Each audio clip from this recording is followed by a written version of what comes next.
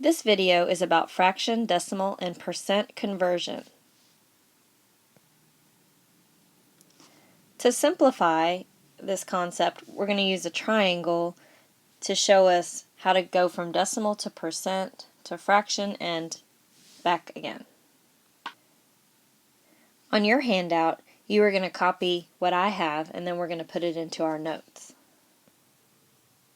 Start by labeling the vertices of the triangle with F for fraction, D for decimal, and the percent sign. Now remember, to go from fraction to decimal, we divide. Now, to go from a decimal to a percent, you move the decimal point 2 places to the right, which is actually multiplying by 100. If you have a percent and you need to change it into fraction form, percent just means out of 100, so you take whatever the percent is and put it over 100. And then of course you would need to simplify your fraction if possible. Now let's go back the other way. If we're to start with fraction now, and we want to convert it to a percent, there's not a direct way to get from fraction to percent unless the denominator is a factor or a multiple of 100.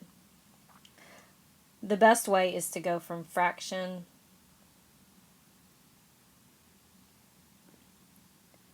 to decimal to percent.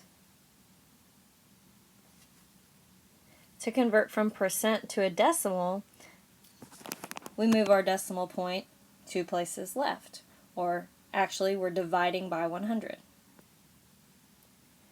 And finally, if we want to convert a decimal into a fraction, you just say it, write it, and simplify.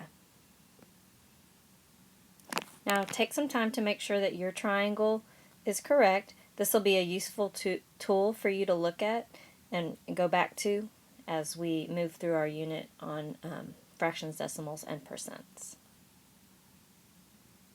Made with Doodlecast Pro.